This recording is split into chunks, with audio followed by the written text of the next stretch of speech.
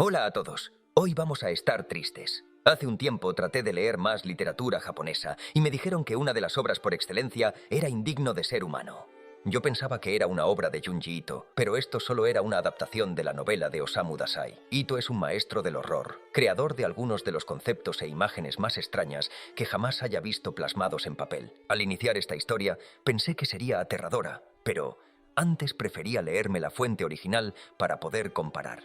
Esta historia me ha afectado de una forma en que pocas otras lo han conseguido. A mitad de la lectura, decidí investigar un poco sobre la propia historia. Así que decidí buscar la historia original de Indigno de ser humano y a su autor, Osamu Dazai, con la esperanza de sentirme mejor conmigo mismo. Pero ocurrió exactamente lo contrario. Indigno de ser humano es una de las historias más brutales, deprimentes y desgarradoras que he leído jamás. Y no solo eso. Su adaptación por parte de Junji Ito es quizás la más impactante y profunda que he visto nunca. Si bien es cierto que cambia cosas sustanciales de la historia, considero que hace un trabajo excelente. Probablemente la mejor manera en que puedo explicar esto es llevándote por el mismo viaje que yo recorrí al leer ambos libros. Antes de comenzar, creo que esta historia es increíblemente poderosa e importante de compartir, por eso lo hago ahora. Pero tienes que estar en el estado mental adecuado para que esta historia sea beneficiosa para ti, porque es muy fácil que los elementos de esta historia sean perjudiciales y eso es algo que no quiero que suceda. Así que, una advertencia de contenido, y lo digo en serio, si tienes problemas relacionados con violencia, violencia contra mujeres o violencia contra uno mismo, probablemente deberías evitar este vídeo. No solo la historia trata estos temas, sino que, como vamos a discutir, varios de ellos están relacionados con eventos reales. Así que en lugar de añadir un montón de términos evasivos, palabras como supuestamente o bromas para desconectar de la realidad mientras hablo sobre tragedias reales que les sucedieron a personas reales, prefiero discutirlas honestamente. Y si YouTube prefiere que me burle de la depresión y la miseria de personas del mundo real, entonces que lo discutan con Dios. Porque yo no lo voy a hacer. Y si todavía estás viendo esto, quédate mientras nos ponemos tristes. La novela Indigno de ser humano de 1948 comienza sin ninguna explicación sobre quién habla o sobre quién se está hablando.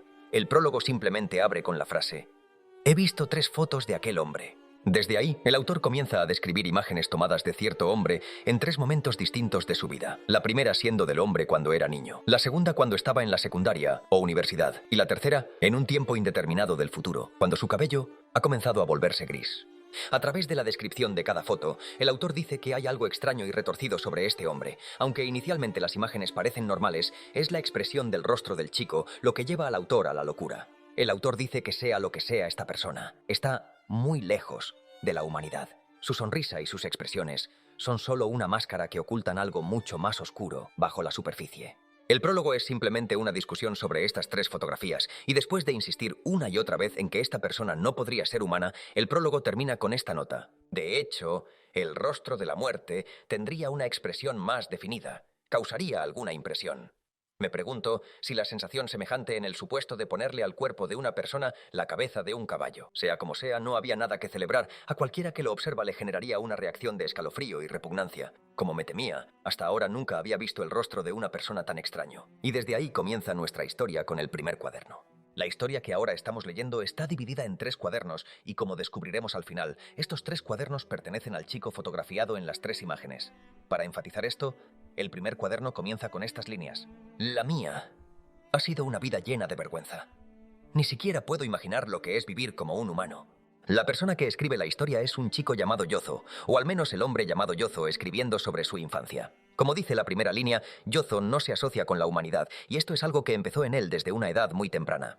Por ejemplo, Yozo dice que cuando era niño, todos los adultos le decían que debía comer, o se debilitaría, o eventualmente moriría, pero Yozo dice que jamás ha sentido hambre. De hecho, considera extraño que la mayoría de las personas sientan la necesidad de comer, cuando para él esto es completamente absurdo. De hecho, Yozo considera que muchas de las cosas que hace la humanidad son o muy aburridas o muy aterradoras. Él considera que cosas como la emoción o el deseo son aterradoras, ya que nunca las ha experimentado, pero al mismo tiempo considera a la humanidad aburrida porque todo lo que hacen sirve a un propósito superior. Por ejemplo, Yozo cuenta que cuando era niño estaba en una estación de tren y vio un puente que conectaba 2 plataformas. Yozo pensó que el puente era interesante y agradable porque era solo una estructura extraña. Pero cuando se dio cuenta de que realmente tenía un propósito, permitir caminar de una plataforma a la otra, perdió interés porque, según él, todo lo que hace la humanidad tiene siempre un propósito superior. Las personas no hacen cosas simplemente por hacerlas como él lo haría. Dice lo mismo sobre las fundas de almohadas. Pensaba que eran algo interesante que se colocaba sobre una almohada sin ninguna razón en particular, pero cuando descubrió que su propósito era mantener limpias las almohadas, perdió interés. Yozo tiene una visión muy particular, casi alienígena de la vida, algo que veremos más a medida que la historia progrese. Yozo nació en una familia muy rica y aunque no tiene muchos recuerdos de su madre, su padre era un político importante. Debido a eso, Yozo creció en una enorme casa en el campo junto con sus hermanos y hermanas, así como un gran equipo de sirvientes. El primer ejemplo real de lo desconectado que está Yozo de la realidad de las personas, y aquí reitero la advertencia de contenido explícito, es cuando Yozo relata que siendo niño, los sirvientes de la familia, tanto hombres como mujeres, abusaban repetidamente de él en todos los sentidos de la palabra. Yozo pensaba que esto era extraño, no por la brutalidad y el horror, sino porque le resultaba incomprensible que las personas persiguieran emociones y deseos de esa manera. Dice que fue corrompido por ellos, y aunque indudablemente esto tuvo un efecto en su alma, durante esos momentos él simplemente permanecía sentado mirándolos, incapaz de entender por qué una persona tendría la necesidad de hacer algo así. A partir de esto, Yozo comienza a sentir terror hacia el concepto de las personas. Aunque Yozo mismo no siente interés por cosas como las emociones o los deseos, encuentra aterrador que cualquier persona pueda hacer lo que quiera para conseguir sus deseos en cualquier momento. Esto eventualmente se convierte en miedo a la conexión, ya que Yozo está aterrado ante la idea de que otras personas puedan entenderlo o relacionarse con él a nivel personal. Así que para evitar la posibilidad de que alguien se acerque demasiado a él, Yozo comienza lo que él llama hacer el payaso. Yozo se da cuenta de que, si hace bromas y puede hacer reír a las personas, puede usar una especie de máscara. Debido a eso, las personas no intentarán acercarse más, pensarán que solo es un payaso y nada más. De esta manera, Yozo entra en un ciclo constante de poner un espectáculo para hacer reír a los demás y así evitar preguntas incómodas. Durante esta época de su vida, cada vez que alguien sugiere algo, Yozo inmediatamente accede. Dado que la humanidad y las emociones son conceptos extraños para él, no sabe qué pasaría si alguien no consiguiera lo que quiere o si las emociones emergieran de alguna forma que no fuera una positividad superficial. Un ejemplo de esto, que Yozo recuerda hasta la adultez al escribir estos cuadernos, ocurre un día cuando era niño y su padre estaba por viajar a Tokio.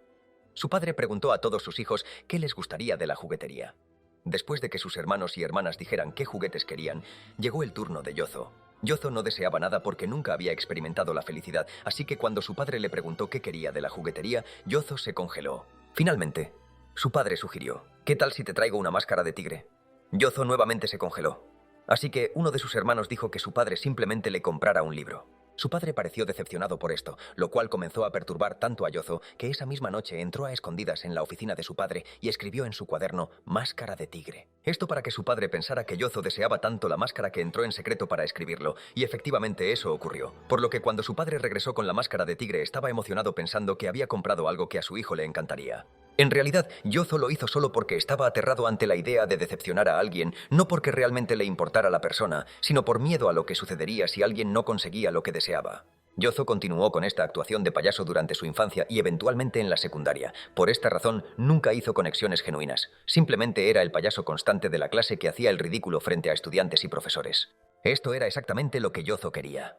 Eso es, hasta que un día, un estudiante llamado Takaichi lo confrontó. Yozo describe a Takaichi como alguien simple, alguien a quien no consideraba capaz de ningún pensamiento profundo, hasta que un día lo detuvo en seco. Yozo estaba afuera en educación física y fingió caer de forma graciosa para hacer reír a todos. En ese momento, Takaichi, un chico normalmente callado, se le acercó, le tocó la espalda y le susurró: «Lo hiciste a propósito». Al escuchar esto, un miedo profundo atravesó a Yozo, una de las emociones más intensas que jamás había sentido. El mayor miedo de Yozo es que otras personas se acerquen a él o lo vean por lo que realmente es, y por primera vez Takaichi lo ha hecho.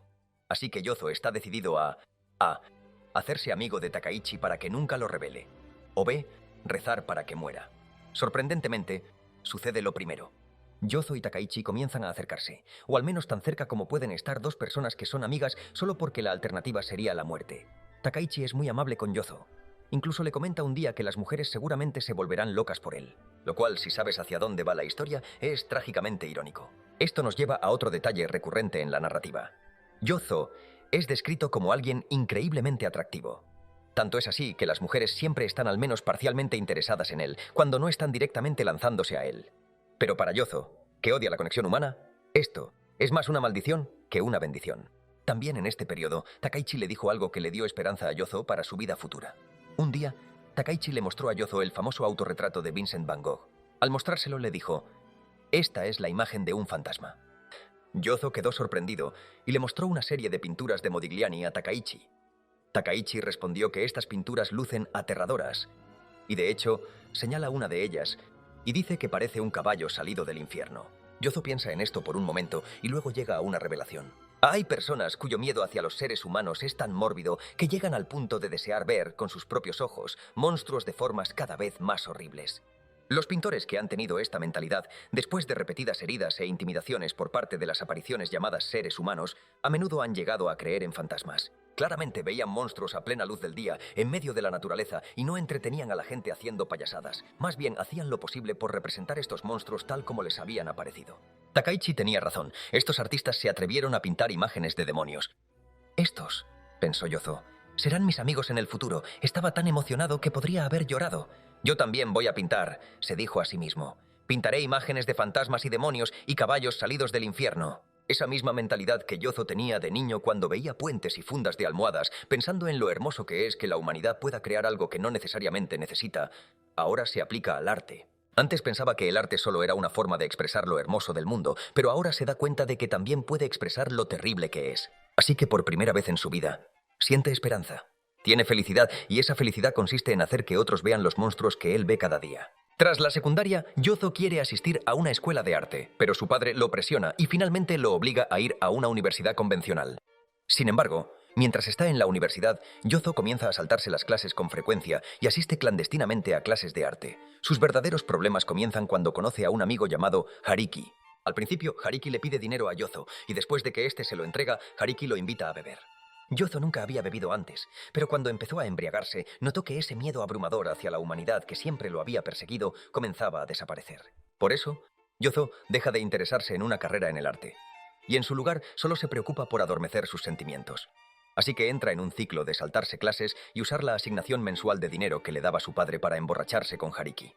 Es algo excesivo llamar a esto entre Yozo y Hariki una amistad, e incluso Yozo lo señala, porque lo que ocurre realmente es que a Hariki le gusta controlar las conversaciones y escucharse a sí mismo hablar, mientras que a Yozo le gusta que no tiene que hablar cuando está Hariki cerca. A ambos simplemente les gusta beber, y ese es el inicio y fin de su relación. No pasa mucho tiempo antes de que Hariki introduzca a Yozo en su segunda actividad favorita, la prostitución. Al principio a Yozo le encanta esta idea. Dice que aunque ha admirado la forma femenina, siempre ha despreciado la idea de intimar con alguien. Aquí puede hacerlo primero sin tener que hacerlo segundo. Él comenta que no piensa en ellas como personas, lo cual normalmente sería un insulto terrible, pero aquí es un cumplido, ya que así no les teme como teme a la mayoría de las personas, porque siente que la transacción es puramente profesional. Sin embargo, si recuerdas lo mencionado antes en la historia, Yozo no solo es un hombre muy atractivo, sino que, como él mismo dijo, siente que las mujeres se sienten atraídas por su soledad. A medida que comienza a ver repetidamente a las mismas trabajadoras, éstas comienzan a sentirse atraídas hacia él. Por esta razón, Yozo deja de frecuentarlas, pues teme desarrollar algún tipo de conexión. Muchos de los elementos de esta historia tienen algo de atemporal, aunque la narrativa literal se desarrolla en el Japón de las décadas de 1920 y 1930, muchas ideas e interacciones son relevantes en cualquier época. Por eso, el siguiente elemento de la historia es la única cosa que realmente la encaja en un momento histórico específico. Después de varios meses de que Yozo y Hariki anduvieran en sus escapadas ebrias juntos, Hariki introduce a Yozo a su tercera actividad favorita, el Partido Comunista.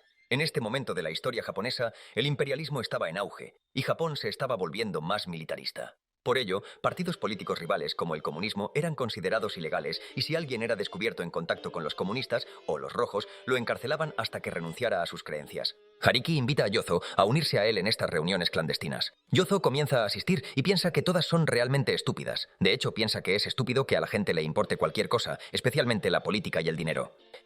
Sin embargo, a pesar de su total indiferencia hacia las ideas comunistas, cree que es interesante hacer algo que está prohibido. Así que Yozo comienza a asistir religiosamente a estas reuniones solo porque disfruta la idea de hacer algo fuera de los parámetros aceptados por la sociedad. También menciona que le parece absurdo que todos sean tan serios en estas reuniones clandestinas. Y si recuerdas lo de la máscara de tigre que su padre quería regalarle, sabrás que Yozo no puede decir que no a la gente por miedo a que alguien no consiga lo que quiere. Por lo tanto, cada vez que el Partido Comunista le pide algo, lo hace inmediatamente. Por eso, rápidamente asciende en las filas como uno de los líderes de la facción comunista clandestina en Japón. Y recuerda, no le importa en absoluto el comunismo. Además, en esta época comienza a hacer encargos para el Partido Comunista y abandona completamente la universidad. Debido a sus bajas calificaciones, su padre retira la asignación mensual que le daba. En este punto, Yozo está endeudado, fuera de la universidad, es alcohólico y líder de una rebelión comunista clandestina. Así que estoy seguro de que su padre se alegró de que no estudiara arte. Es realmente una de las dos opciones de carrera para artistas fracasados en la década de 1930. O te vuelves alcohólico o te conviertes en Hitler. Una noche,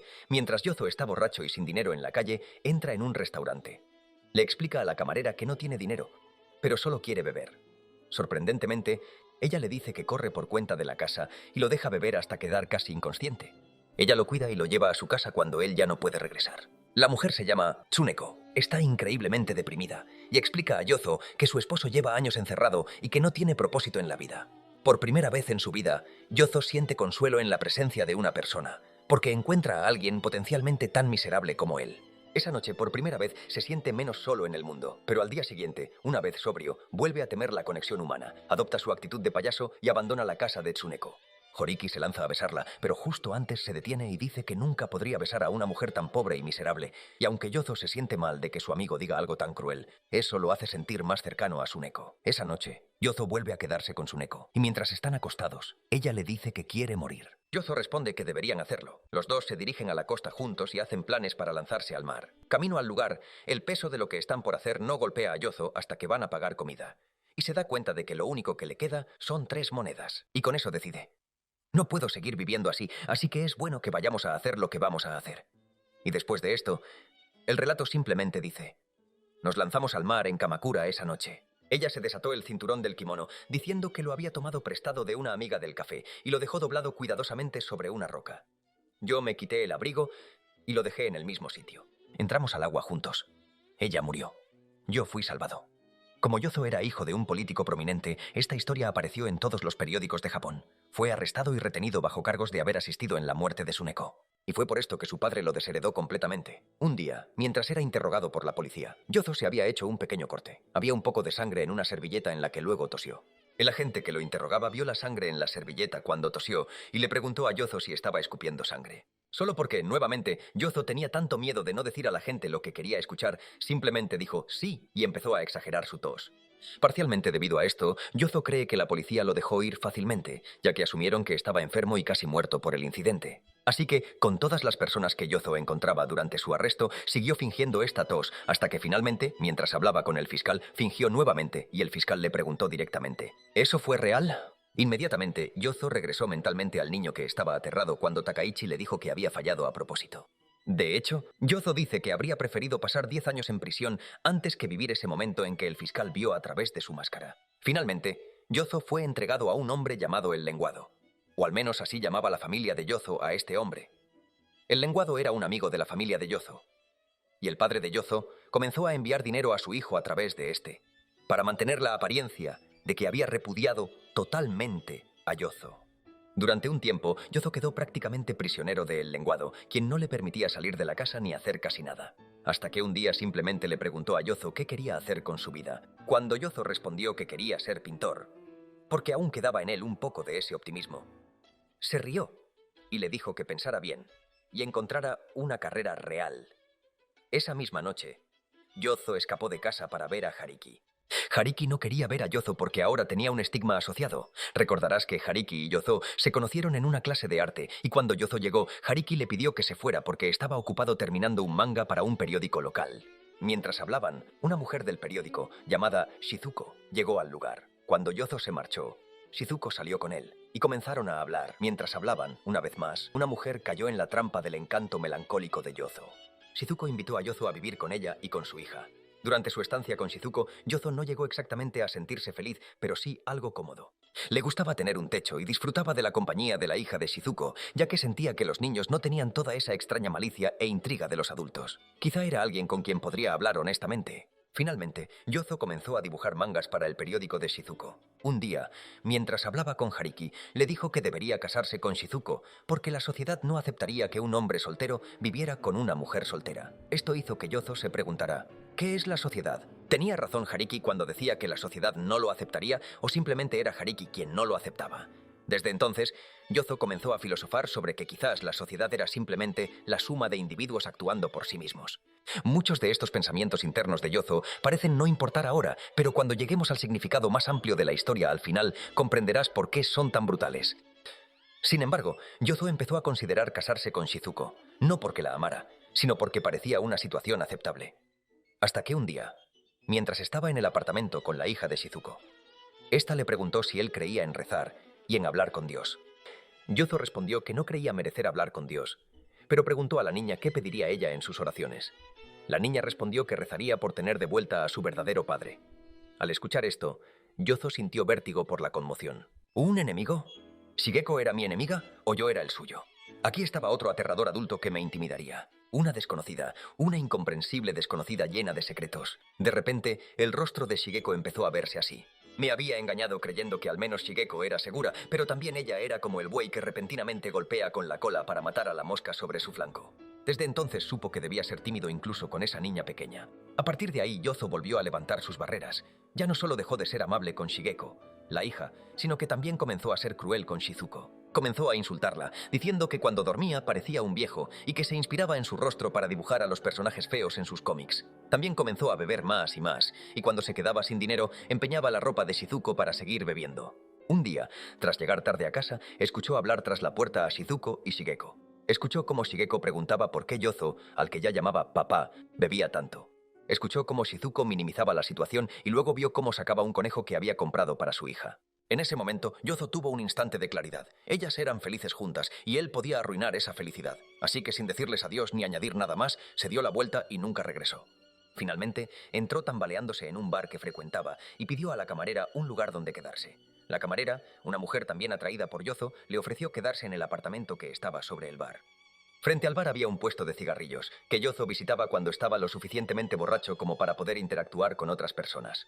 Aquí conoció a Yoshiko, la joven de 17 años que vendía cigarrillos. Yoshiko también quedó prendada de la belleza de Yozo, pero al contrario que otras mujeres mayores, era demasiado joven para reconocer el peligro que él representaba. Tras varios meses, un día Yozo cayó en una alcantarilla mientras cruzaba la calle. Yoshiko corrió a ayudarlo y mientras lo curaba le dijo que debía dejar de beber. Yozo, medio en broma, dijo: «Si dejo de beber, ¿por qué no te casas conmigo?». Yoshiko, demasiado ingenua, respondió que le encantaría y ambos prometieron que si Yozo dejaba de beber, se casarían. Al día siguiente, Yozo volvió a emborracharse. Yoshiko le dice que simplemente está mintiendo para evitar casarse, porque es imposible que alguien rompa una promesa que hizo apenas el día anterior. Y cuando Yoshiko dice que todavía quiere casarse con él, ¿cuál es la reacción de Yozo? El rostro pálido de Yoshiko sonreía mientras estaba sentada en la tienda apenas iluminada. «¿Qué cosa tan sagrada es la virginidad incorrupta?», pensé. Jamás había dormido con una virgen, una chica más joven que yo. Me casaría con ella. Quería experimentar una vez en mi vida esa gran alegría salvaje, sin importar cuán inmenso pudiera ser el sufrimiento que siguiera. Entonces ambos se casan, y durante un tiempo las cosas van relativamente bien, de forma similar a cuando estuvo con Shizuko. No está necesariamente enamorado ni feliz, simplemente existe. Una noche, Hariki visita a Yozo y ambos suben a la azotea del apartamento para emborracharse y hablar de literatura. Eventualmente Hariki dice que tiene hambre y baja las escaleras, pero rápidamente regresa y le dice a Yozo que lo acompañe. Mientras bajan, Hariki se detiene junto a la ventana del apartamento de Yozo y le dice que mire adentro. Lo que Yozo ve es lo siguiente. Una pequeña ventana estaba abierta en mi habitación, a través de la cual pude ver el interior. La luz estaba encendida y 2 animales eran visibles. Mis ojos nadaron en lágrimas, pero murmuré para mí mismo entre respiraciones agitadas: «Esto es solo otro aspecto del comportamiento de los seres humanos. No hay por qué sorprenderse». Permanecí petrificado en las escaleras, sin siquiera pensar en ayudar a Yoshiko. Hariki carraspeó ruidosamente. Yo corrí de regreso a la azotea para escapar y colapsé allí. Había perdido toda confianza en mí mismo, dudaba inconmensurablemente de todos los hombres y abandoné toda esperanza en las cosas de este mundo, toda alegría, toda simpatía, eternamente. Este fue realmente el incidente decisivo de mi vida. Si no estaba suficientemente claro, Yozo observó cómo Yoshiko fue atacada por un hombre. Pero no solo eso, mientras sucedía, él no hizo absolutamente nada por ayudar a su esposa. En lugar de eso, simplemente lo observó desde una lógica fría, como animales haciendo lo que hacen los animales. Esto fue terriblemente impactante cuando leí la historia, especialmente teniendo en cuenta el contexto que pronto entenderéis. Para hacer la situación aún más brutal, Hariki se acerca a Yozo y le dice que debería perdonarla porque él tampoco es precisamente un premio. ¿De dónde saca este tipo la autoridad moral para decir algo así? Y para hacerlo aún más deprimente, después de permanecer tumbado en soledad, dice: «Sin que me diera cuenta, Yoshiko estaba detrás de mí, indefensa, Me dijo que no haría nada. Está bien, no digas nada. No sabías lo suficiente como para desconfiar de los demás.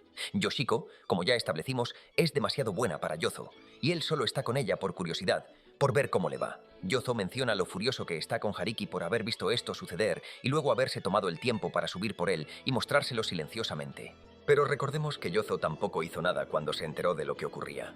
Hay cierta hipocresía en gran parte de lo que Yozo dice en esta historia.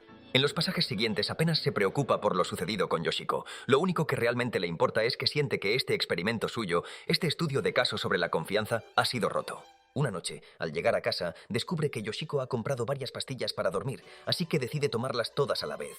Sobrevive y al despertar está rodeado por la mujer del bar, Hariki y el lenguado. Yoshiko cree que Yozo hizo esto por lo que le pasó a ella, lo que es terriblemente trágico, pero a Yozo no le importa. El lenguado dice que Yozo debe recuperarse, porque es la segunda vez que intenta algo así que le da algo de dinero y le dice que vaya a un retiro en las montañas para desintoxicarse. En cambio, Yozo toma ese dinero y lo gasta en alcohol, saliendo nuevamente de fiesta. De regreso de esta borrachera, empieza a toser sangre y piensa que eso no debe ser algo bueno, así que visita a una farmacéutica en el pueblo y al verla reconoce en ella la misma tristeza que hay en él. Por primera vez desde Tsuneko, la mujer con la que saltó al océano siente una especie de alma gemela.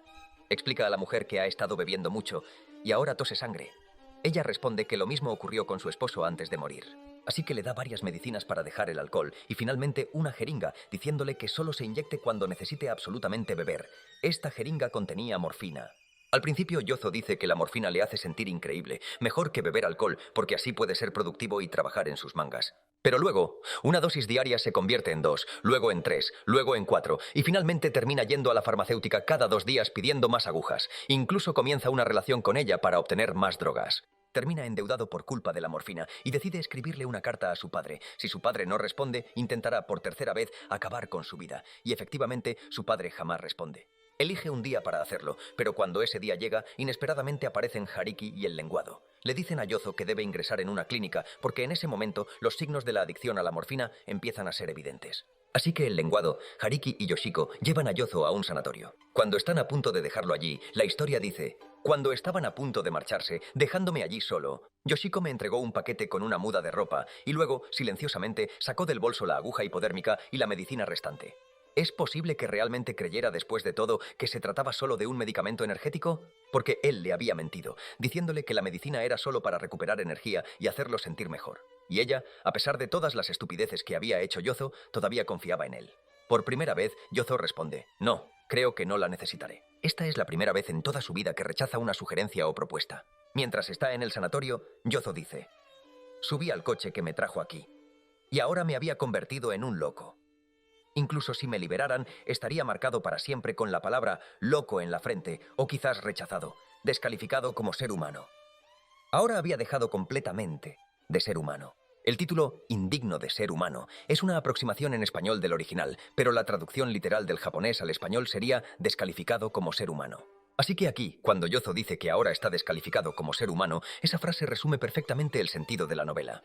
Eventualmente, después de estar un tiempo internado, el hermano de Yozo lo visita y le informa que su padre ha muerto. Esto genera un conflicto interno en Yozo, ya que aunque su padre fue una fuente de dolor constante en su vida, era un dolor familiar.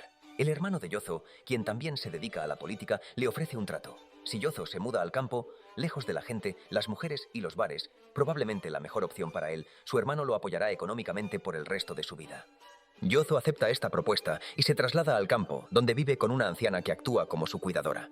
Esto resulta casi reconfortante para él, ya que por primera vez su encanto y belleza no tienen efecto. Él y la anciana discuten constantemente, incluso comenta con humor que la mujer comenzó a darle laxantes en secreto. Y luego, el relato de Yozo concluye con estas palabras: ahora no tengo ni felicidad ni infelicidad, todo pasa, esa es la única cosa que he pensado que se asemeja a la verdad. En la sociedad de los seres humanos, donde he habitado hasta ahora como en un infierno ardiente, todo pasa. Este año tengo 27 años. Mi cabello se ha vuelto mucho más gris. La mayoría pensaría que tengo más de 40. Luego de eso, llegamos al epílogo. Este epílogo lo narra la misma persona que escribió el prólogo, quien había visto las fotografías de Yozo en distintas etapas de su vida y lo describía como inquietante e inhumano. Este termina con una conversación entre la mujer dueña del bar sobre el que vivía y el autor, donde la señora comenta cómo recibió esas fotos y cuadernos para terminar echando la culpa de la desgracia a su padre. Y concluir con: era un buen chico, un ángel. Y así termina Indigno de ser humano.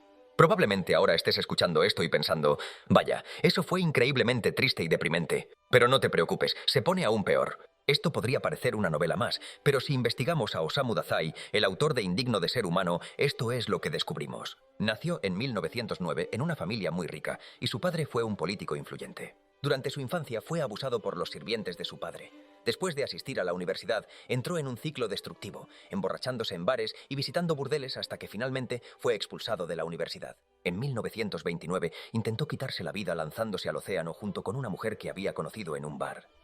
Él sobrevivió, se casó e intentó nuevamente suicidarse. Esta vez usando pastillas para dormir, antes de convertirse en adicto a la morfina y pasar un tiempo en un hospital psiquiátrico. Así que, como probablemente ya hayas deducido al menos en parte, Indigno de ser humano es la vida de su autor, Osamu Dazai. Donde la historia de Yozo y Osamu difiere es en el final. Porque un mes después de la publicación de Indigno de ser humano, en 1948, Osamu y su amante llamada Tomi se ataron juntos y saltaron a un río, terminando con ambas vidas. Muchos creen que Indigno de ser humano es el último mensaje y confesión de Osamu Dazai. Eso convierte la historia de una recopilación de terribles eventos que le ocurren a una persona supuestamente horrible en algo diferente.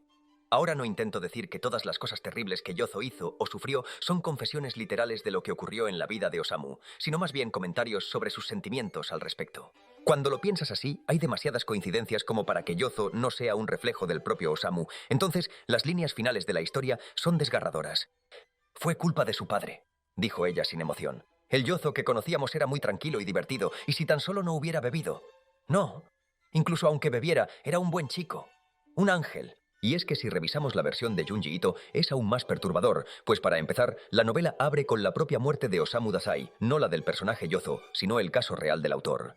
¿Puedes imaginar que esto pasara en cualquier otro medio? Imagina si un autor o director famoso muere, y cuando alguien adapta su obra, abre con la escena real de su muerte. Si quieres hablar de empezar con fuerza, esta sería la manera. Pero sorprendentemente creo que Ito lo consigue. Y lo consigue porque creo que Ito entiende a Osamu Dazai mejor que cualquier otro autor podría hacerlo. Es difícil de explicar a menos que lo leas, y no estoy recomendando que lo hagas, porque las escenas brutales mencionadas están plenamente representadas. Donde la novela original narraba desde la perspectiva de Yozo, Junji Ito nos muestra visualmente el mundo desde esa perspectiva. Cuando Osamu escribía sobre cómo Yozo veía los horrores de la humanidad y cómo las personas parecían monstruosas, o cómo soñaba con convertirse en artista para mostrar a otros esas monstruosidades, es como si simbólicamente Ito cumpliera los deseos de Yozo al traer estos caballos del infierno a la vida. Pero la escena más poderosa de toda esta adaptación, y honestamente la razón por la que me sentí obligado al hacer este vídeo, es la escena en el sanatorio. Y en serio, es la razón por la que necesitaba contar todo esto. Verás, en la novela, el sanatorio se menciona brevemente. Ahí obtenemos la frase ya no humano o inhabilitado como ser humano. Y ya está. Pero como sabemos, Osamu en la vida real estuvo en un sanatorio para recuperarse de su adicción a la morfina. Y en esta historia, Yozo también está en un sanatorio por lo mismo. Así que, en lugar de que ambos sean el mismo personaje, como puede asumirse en la novela original, Junji Ito los convierte en dos personas que se encuentran. Una noche, Yozo ve a un extraño suplicando por morfina, hasta que el extraño se gira y se da cuenta de que ambos se parecen. Y luego una noche en que Yozo está sufriendo de abstinencia y tiene visiones de la gente a la que ha herido y que lo ha herido, se acerca a este extraño y colapsa a sus pies contándole todo. El extraño queda pasmado porque, como dice después, esta es también mi vida. Es un poco nebuloso, algo cósmico, ya sabes, el autor conociendo a su personaje. Pero lo acepto, creo que funciona. El hombre se presenta ante Yozo como Osamu Dazai, y mientras conversan, ambos son espíritus afines rotos. En una escena, después de que Yozo se entera de que su padre ha muerto, va donde Osamu y se lo dice. Y Osamu responde, yo también perdí a mi padre cuando tenía 14 años. Entiendo también cómo te sientes, que casi puedo saborearlo. Felicidades, ahora eres libre. Y Yozo dice, no sé por qué, pero las lágrimas corrían incesantemente por mis mejillas. La vida de Osamu y de Yozo dentro de esta historia es tan brutal, y existe como este punto amargo en la historia, definido por nada más que el dolor. Pero aquí, en este asilo, entre ellos dos, al casi confesarse mutuamente los mismos pecados, hay un atisbo de consuelo. Y mientras siguen hablando, Yozo mira a Osamu y le dice, en cualquier caso, Dazai, me sentí abrumado por este libro. Estoy seguro de que te convertirás en un gran escritor y pasarás a la historia. De nuevo, es un momento hermoso dentro de todo lo feo. Ahora no tengo ni felicidad ni infelicidad. Todo pasa. Y si esto ha hecho tu vida sustancialmente peor, como probablemente ha hecho con la mía, por un lado, te advertí al principio. Pero espero que tal vez hayas sacado algo de toda esta tristeza. Pero independientemente de cómo te sientas, yo me siento bastante bien porque te quedaste hasta aquí para ver mi vídeo. Y eso significa mucho para mí. Solo quiero decir gracias por verlo. Esta historia es muy triste. Y para ser honesto, estoy muy feliz de poder dejar de hablar de ella ahora. A menos que este vídeo sea restringido por edad y desmonetizado, en cuyo caso estoy literalmente hablando con un espejo. Pero en serio, gracias por verlo. Me alegra que te hayas quedado. Y como premio por estar aquí, un 30% de descuento en mi Patreon con el código V de libros. Espero que hayas disfrutado. Atentamente, V.